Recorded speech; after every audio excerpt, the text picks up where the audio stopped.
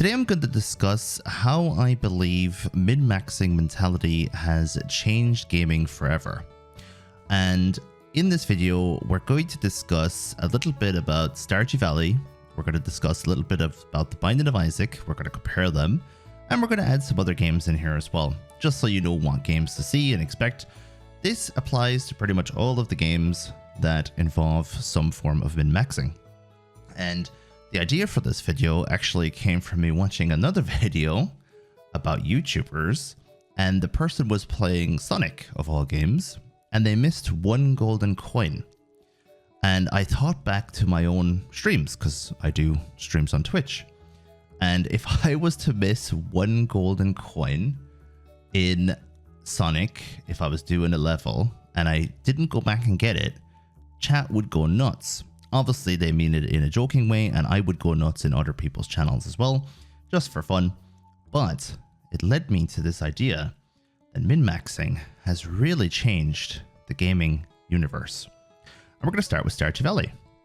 Stardew Valley is a game where you are supposed to play it, and you're supposed to relax. Now, I am playing a relaxing playthrough right now, and my farm looks like crap.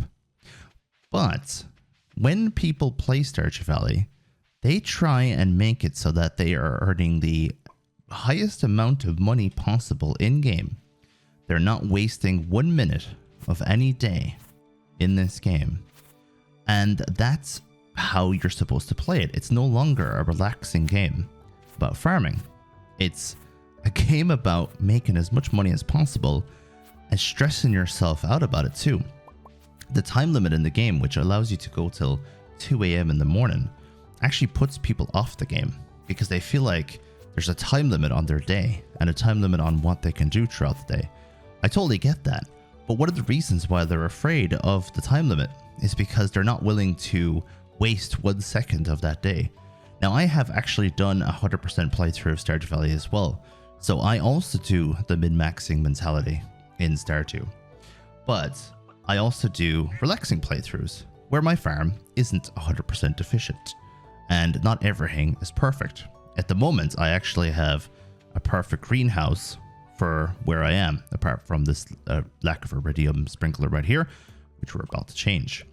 But in general, this is not a perfect farm, and I'm okay with that. I'm completely fine. Let me explain what min-maxing is. So up until now, I discussed min-maxing as if everyone here knows what min-maxing is. Min-maxing is pretty much trying to do absolutely everything possible to maximize your gains from a video game. And min-maxing has definitely been something that has changed over the years. It's become more prevalent in all types of games. I used to only min-max in certain games, mostly roguelikes, because of the difficulty level. But now, I find myself min-maxing, and so do other people, in relaxing games, like, for example, Stardew Valley. Now, I totally get why people enjoy min-maxing. I get a kick out of it as well, to be honest. When you know a game so well that you're able to get the maximum out of it, and you're able to kind of challenge your brain to remember all the different things that you absolutely have to do in order to get the maximum out of your game, that's completely fine. But the problem is, when we apply this mentality to games like Animal Crossing, for example, it can get a little bit stressy. And once you start stressing out about these things, that's when they no longer are fun. Now, some people here, I'm sure, love min-maxing and they find it fun all the time. And if you like min-maxing, off you go, enjoy yourself. I'm not trying to stop you from min-maxing. I'm not trying to stop anyone from doing anything. Do whatever the hell you want. I'm just trying to give you my opinion on how I think the min-maxing mentality has changed gaming a little bit. And I'm not sure we're ever going to go back. Are we ever going to go back to where a game like Stardew Valley or Animal Crossing comes out and you actually play the game in a relaxing way? You're not trying to make everything perfect every single moment. And I think one of the reasons why min-maxing became a thing was, of course, The Binding of Isaac was a good example, which I'll show you in a moment. But also games like Farmville and all of the games where you have a limited amount of time in the day to do the maximum amount in your game. And for anyone who doesn't know what Farmville was, it was a game on Facebook where every day you get rewarded for doing your daily tasks, but you could only play up to a certain point. If you get all your tasks done in a certain amount of time, then you're done for the day, and you either have to pay money to continue playing, or you have to stop for the day and come back tomorrow. So I think that's why we kind of have this mentality in these video games, where we really want to try and maximize what we can gain from the limited amount of time that we have. I am after wasting pretty much the entire day in Stardew Valley right now, and yeah, I don't care. I'm probably just going to catch up tomorrow. So one last thing I want to mention about Stardew Valley, and just to give you an example of min-maxing in this game, on a Sunday, I pretty much know exactly what I need to do. And it isn't min-maxing, but in my relaxing playthrough, it still involves a little bit of perfection. I need to wake up, and I need to go and pet the chickens and the ducks and the void chicken.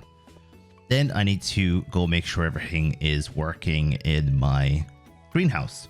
Then I need to go down to the traveling merchant, see if she's selling anything for my character that is useful. Then I need to make sure I go to the shops.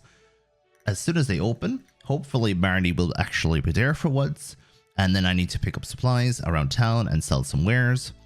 And then I either have to go to the mines and make sure I get as much done in the mines as possible in the shortest amount of time possible before I pass out. Or I need to go fishing and catch as many fish as I can. And if I don't have absolutely anything to do, I need to go to bed before it even touches 12 o'clock noon. So I have a perfect Sunday and everything is rosy. A lot of people would think, wow, that's an easy Sunday in Stardew Valley. When I min-max my Stardew Valley days, I make millions. So that's next level. I'm not trying to do that in this playthrough. As I said, I'm trying to relax. So then we move on to The Binding of Isaac. Now, The Binding of Isaac is a game that you're probably wondering, why the hell am I putting that into this video? Such an old game. But for me, Binding of Isaac is one of the biggest reasons why min-maxing is so prevalent. And I'm not talking about in the mainstream. I'm talking about this game is one of the games where you actually have to min-max. And I'm pretty sure there's other games like that out there that you absolutely have to min-max. And I can't believe I'm after getting to the first devil deal already. And I have two really good options. I think we're taking both of these. We're going to take the dead cat, and then we're going to use one of our 9 lives to get the ball. So there we go. We're min-maxing our health. Now, min-maxing in this game, it takes a whole different level because you're literally going to be using the floor to your full advantage. And one of the reasons why people min-max in The Binding of Isaac is because you are playing as a character Eaton. If you're doing Eaton streaks, you might have 500 runs in a row where you haven't lost, and if you lose, like for example, if I only have 1 health and I take 1 bomb damage and I die, that's 500 hours or 500 runs in a row down the drain. So you have to be perfect, and sometimes you get really bad runs where you're just not getting any items. So every single, for example, fireplace has to be taken out, or looking for secret rooms, you have to go to every single secret room. And I absolutely love min-maxing in The Binding of Isaac, and it's one of the coolest games in the genre, really, where you have to min-max and pay attention to everything that you are able to do to make your character stronger. But to play this game, you more than likely you don't have to min-max to the absolute nth degree, but you have to do as much as you can on each level in order to succeed. But if you pass this over to Stardew Valley or to more relaxing games, that's when it starts to become a bit unusual that people are so stressed out about min-maxing in a farming game. And we're just going to pick this up, and I don't think it's going to be very useful, but we're going to go. We actually have a really good start here, so I'm kind of lucky in a way. It gives me something easy to work with while I'm making a video. And one of the reasons why I picked The Binding of Isaac, apart from the fact that I love the game, is whenever I stream this game, people ask me, like, why am I hitting every single fireplace in this game? Why do I literally remove every fire? Why do I go to every single room? Why don't I just go straight to the boss and leave? And it's because I need to get the maximum out of each level in order to succeed. Some people, as I said, go even further, and they won't even, they'll spend like 10 to 20 minutes on each level just to make sure they haven't missed anything. I'm probably not going to do that here, especially since we're looking for timing purposes. But I definitely want you guys to let me know what you think of the whole min-maxing mentality. And it's not just the games that I mentioned that have this min-maxing mentality. You also have, and I know I mentioned it, but I didn't show it, Animal Crossing. Animal Crossing is supposed to be such a relaxing game, and for a lot of people it is. But there are so many people out there who try and do absolutely everything you can do in that game in the one day that you have in order to build a big town or to have a beautiful town. And it just changed how people play video games, I find. Do you remember playing on your DS back in the day and you didn't have a care in the world? You didn't mind if you missed anything and you just played for fun and you were just chilling. The final thing I want to discuss real quick is my mentality personally when it comes to certain games. I don't mind if I leave a collectible behind or if I don't collect every single item on the ground when I'm playing Stardew Valley, for example, and I don't forage every single item. I don't mind leaving items be. Now, it definitely frustrates some people who want to be perfect. They're not even trying to min-max, they're just trying to make sure they pick up all of the collectibles. I totally get that.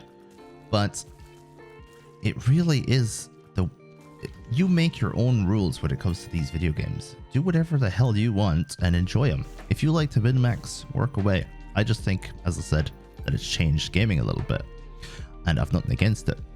And if you don't like to min-max, you want to relax, don't let other people influence you into thinking that you have to do gaming in a certain way.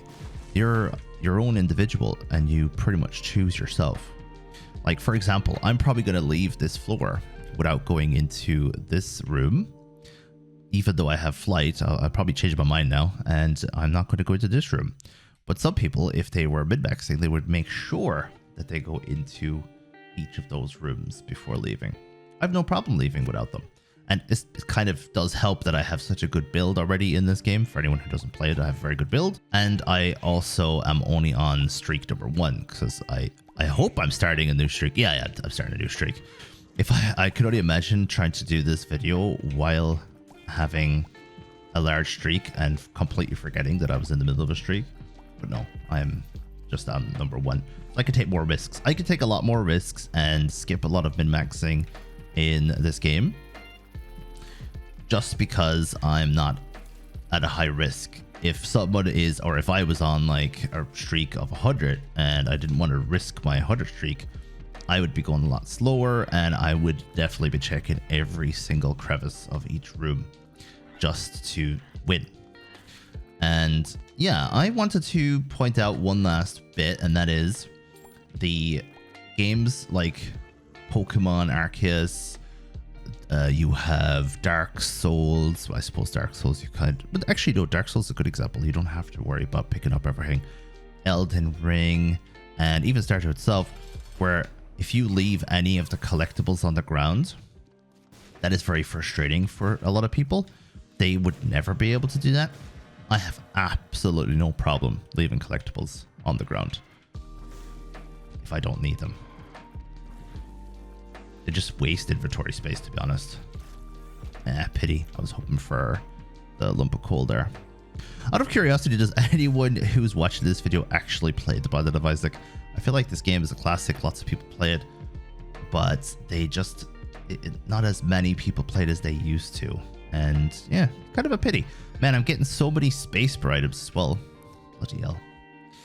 Anyway, thank you very much for watching today's video, and let me know what you think of it. Let me know if you're a min-maxer in your own games, and I really enjoyed discussing min-maxing with you today.